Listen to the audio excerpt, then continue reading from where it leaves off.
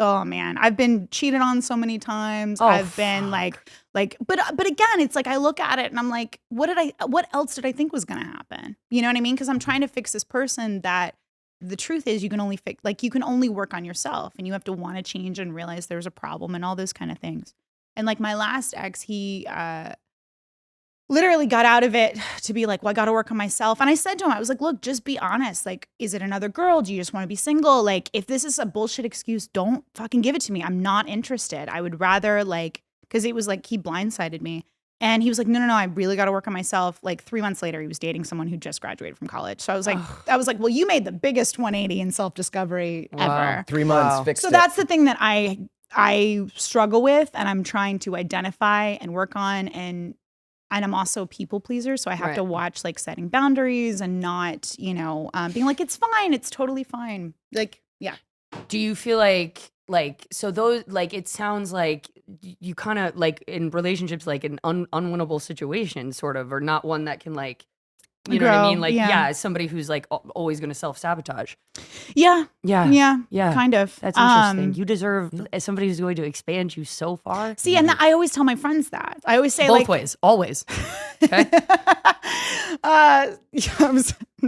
Never mind. Right. But could you imagine your power like as an equal? Yeah. No, I think about it often, and it's something that I really crave and I really would like. And it's something that I tell my friends all the time. My mom gave me the best advice ever when it comes to friendships, platonic, romantic relationships. She said, people either double you or they cut you in half.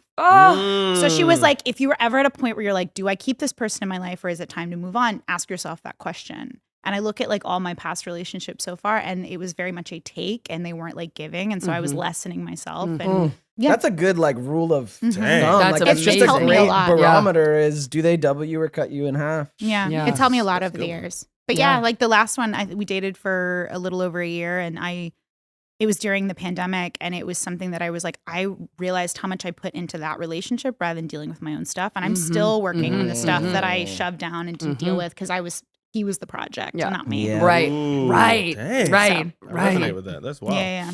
What are the things? Okay, I can't be the only one. No. Yeah, right? It's your interview. What are the, no. I gotta know. Wait. Would you hanging out? Would you ever date anybody at the hospital? I have. I have. How did it go? I remember him. Well, he was my ex. Right. So is that weird?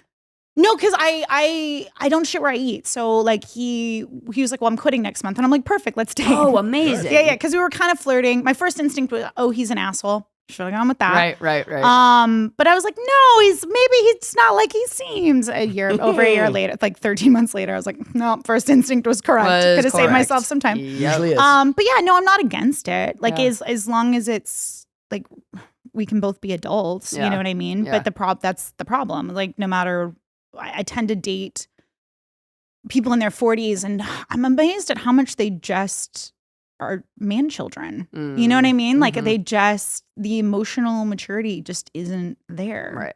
You know? Because all I ask for, my dad says I'm picky, but all I ask for is like someone who brings to the table what I do. Yeah, that's it. Literally all you can ask. That's all I want. That's it. Yeah, that's all you can ask. Yeah. And so I'm like, is it really like so much to ask for that I'm like, I want somebody that has a plan for their life, they're passionate about something, they're financially stable, and they work on themselves emotionally? Like, is that such a high bar? And if it is, I'll be alone. Cats are great. Dudes, I get it. Like, I'm one cat short of dying alone. So. Yeah. If you You say if you got get two, one right? more. I have two. Okay, but it was Two's an adoption acceptable? fail. It was an adoption fail. No, but two's okay. They got a friend. It's nice. But if you get no, three, they tolerate each other. If you get three, we know. I know it's I gotta over. check on you. It's I'm like, you're steering your life in a direction you don't want to go. I've thought about it. There's been ones where I'm like, no, that's really cute. Can't have three. Once you start speaking cat and understanding their language, then it's too late, Daniel. Oh, she's like, I'm already there. Then you're ready to commit the perfect crime. Yeah, correct. Oh, would you ever date a patient, or have you ever been attracted to a patient? I mean, or their incisions. Wait, does the audience know that? Yeah, so Jen is a nurse. She's an RN, registered nurse in the ER. Yeah. Yeah. It is so cool that you like I think the littlest skills that I've picked up outside of acting and not having to be an actor, I was like, oh my God, didn't know this was within me. And like you had this whole like world within you of like. If you was like, I can make my bed.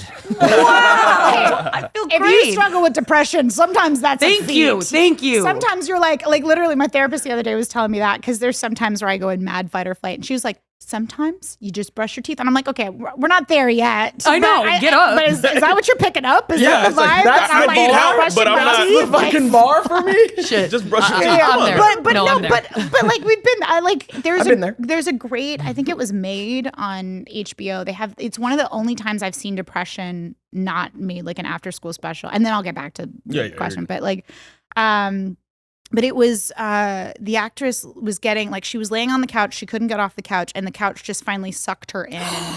I remember this. Yeah. And I remember seeing it and just sobbing because I was like, finally, like I'm getting like, I mean, Devin knows, like I've tapped into the well, so now like I either feel nothing or I feel everything. Yeah. We need spaces for you to feel things. But like it literally like. I was like, finally, I was like, that's what it is. Because like your relatives, the people that love you, they're like, it's really not that bad. Like, why can you not see the good? And you're like, because my brain, the chemicals are all messy and like I'm doing my best and I'm trying and I know the thoughts aren't fucking true. And I know like I'm not seeing clearly, but it's all I can see. And so it's like trying to explain that to someone who's never experienced it is. So seeing that, I was like, finally, someone put a visual on something that's so hard to explain. Yeah. Wow. Yeah. But anyway, on a lighter note. You're a nurse. I'm a nurse. It's not lighter. Poo poo pee pee. Blah, blah. Let me say, I watched Jen go through her studying phase. Like, I missed right? so many Burning Mans because I was. You missed a lot of hangs, a lot of friends, a lot of Burning Man. Right? Like you were in school to become a nurse, like taking this other path. Not betting it all on fucking acting, which was probably a smart bet. Well, I joke that it's my stable boyfriend, and then that like guy who like is great in the sack, but he only calls every 6 months. I'm like, the sex is great, but god damn it, you're unstable. Exactly. That's acting. Yeah, for me. you went for something that's like more stable, but I've also watched you become a nurse, and you would like once you became a nurse, like once you were actually out of school and like in it, like. You would come and like kind of like share these stories with us. We'd be like, "How you doing, Jen?" And like you'd give these like details. I would like black out. Like you would ask me how I'm doing, and like 10 minutes later, I'm like, "Why am I still telling this story?" And I realized I was like, I need to go back to therapy. That's why. Wow. Yeah, it's like I realized like, oh my god, the shit you are experiencing on a day-to-day basis, the sides of humanity you are dealing with there is too much. Gnarly. It's so gnarly. Gnarliest injury that you have experienced. During sex. No. Wow. What? Okay. In the ER. Okay. There's been a few good ones. I have to like mind HIPAA. I mean, we have like, well, I'm not going to be like, Clarence, you know what I mean? This one patient, his address is. Yeah. Social Security and his number is. No, but we've had like, we call them homie drop-offs because like what usually happens, they drive in front of the ER and like it's stab wounds or bullet wounds. They're criminals and they don't. Or like somebody's got drugs on them. Yeah. We had one guy who we're not all criminals, Daniel. Sometimes you just got to drop off a friend in an intense situation, man. Right, and leave. We had one guy that like it was so good. Like this is the weird part of me where I like we get excited about these kind of things because it's interesting. We see the same stuff, like the same patterns over and over and over again. Yeah. So when we get like a break in the monotony, we find it interesting. But that's why we're all masochists in the ER. But this guy had like a femur fracture. He shouldn't have come to us. He should have gone to a trauma center. But like it literally was just a perfect split. Snapped femur? Because he jumped, he was on like drugs or something. He jumped off a roof and like woke up and he was like, I can't walk. That was a good one.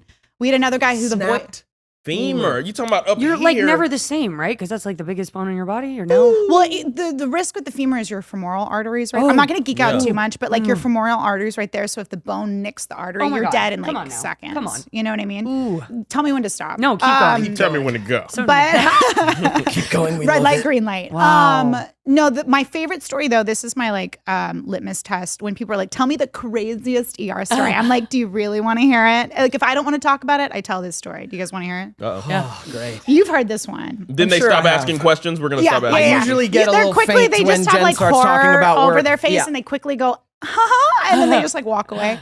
We had this guy, and a lot of us have seen it all. Like the ambulance drivers came in and they were like white as a sheet. And there was this older man who was like, his face was covered in blood. And we're like, oh, he fell. Right? Like we get tons of like old people that fall and like break hips and, you know, dislocate shoulders. It happens, right? But they were white as a sheet. And we're like, that's weird. But it was this guy who was having a psychotic break and he had the voices in his head. The voice was Elvis for some reason, was telling him, gouge your eyes out. No. He literally took a fork and just, it looked like cottage cheese. It was a lot. I'm gonna be sick. Yeah, I'm sorry. I asked you. Thanks so much for watching this clip of Ned's Declassified podcast survival guide. If you want to watch our full episodes, go over to the Ned's Declassified podcast survival guide YouTube channel. Also, if you'd like more bonus content and exclusive live streams, join our Patreon. All the links will be in the description here.